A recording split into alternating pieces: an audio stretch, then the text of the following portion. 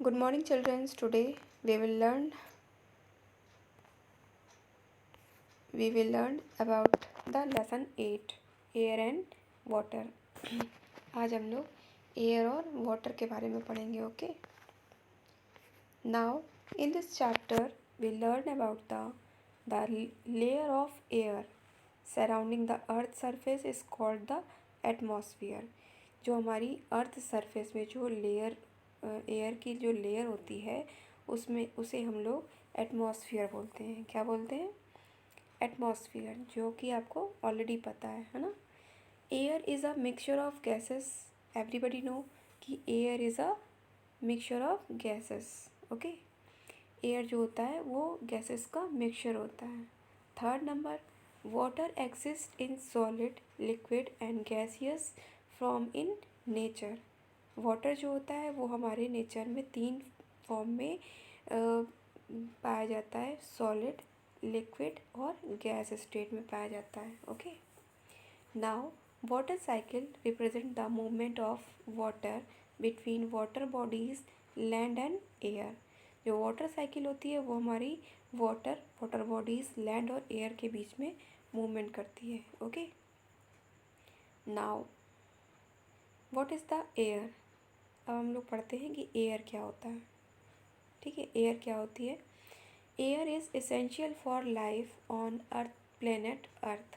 Air जो होती है हमारा जो प्लेनेट है अर्थ, जो हमारी जिस पे हम लोग रहते हैं धरती पे, पृथ्वी पर, उस पे एयर हमारे लिए, हमारी लाइफ के लिए बहुत ज़रूरी है. क्योंकि अगर एयर नहीं होगी तो क्या होगा? आप ब्रीदिंग कर पाओगे? सांस ले पाओगे? नो. इसलिए जब तक आप सांस नहीं लोगे तब तक आप क्या कर सकते हो? आप जिंदा भी नहीं रह सकते हो ना. तो हमें जीवित रहने के लिए एयर की ज़रूरत पड़ती है. So it's provides oxygen which is necessary for the survival of all living beings. Oxygen की सबको ज़रूरत पड़ती है. जितने भी लिविंग बींग्स हैं हमारे अर्थ में, जितने भी जीवित वस्तुएं हैं, जीवित चीज़ें हैं, उनको एयर की मीन्स ऑक्सीजन की बहुत ज़रूरत होती है. The layer of air which surrounds the earth surface is called the atmosphere. Means एक जो लेयर होती है एयर की हमारी, जो कि हमारे अर्थ सरफेस के चारों तरफ होती है, उसे हम लोग एटमॉस्फेयर कहते हैं. ओके. तो आप लर्न कर सकते हैं the layer of air which surrounds the earth surface. Okay. Which surrounds the earth surface is called the atmosphere. Okay. Now what is the layer of the atmosphere. देखिए atmosphere में layers क्या होती हैं. The atmosphere extends to 100 above the earth, but the thickness of air is not the same throughout. जो हमारा atmosphere होता है वो बहुत kilometre extend to 100 above the earth. तो क्या होता है? बहुत अधिक मतलब किलोमीटर तक, बहुत दूरी तक वो एक्सटेंड हो जाता है. मतलब है ना, 100 से एक्सटेंड टू 100 किलोमीटर है ना, कम से कम किलोमीटर्स में आगे एक्सटेंड हो जाता है.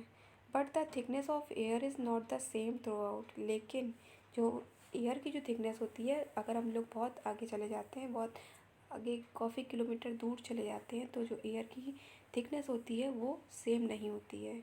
It is thick near the earth surface. ये कहाँ पे थिक होती है? बहुत अधिक होती है जहाँ पे हमारी अर्थ की सरफेस होती है. Okay. And becomes thinner as we go up. और जैसे जैसे आप ऊपर चले जाओगे, जितनी दूर आप पढ़ोगे, वैसे वैसे इसकी जो थिकनेस होती है वो कम हो जाती है. Okay. In order to understand the atmosphere, scientists have divided into 5 layers. Okay. लिखा in order to understand the atmosphere. हमें एटमॉस्फेयर को समझने के लिए जो हमारे साइंटिस्ट ने 5 लेयर्स में इसको डिवाइड किया है, उस तरह से हम इसको समझ सकते हैं, है ना. साइंटिस्ट ने हमारे जो एटमॉस्फेयर है उसको 5 लेयर्स में डिवाइड किया है. Okay. The layers of atmosphere are as follows. First is troposphere, second is thermosphere, third is exosphere, fourth is stratosphere and fifth is mesospheres. ये 5 लेयर्स हैं जिसको हमारे एटमॉस्फेयर में बांटा गया है। ओके, तो अब हम लोग इन्हीं के बारे में पढ़ेंगे। But today's it has finished, हम चैप्टर को भी यहीं फिनिश करते हैं। And today's your work is open your video and read the chapter.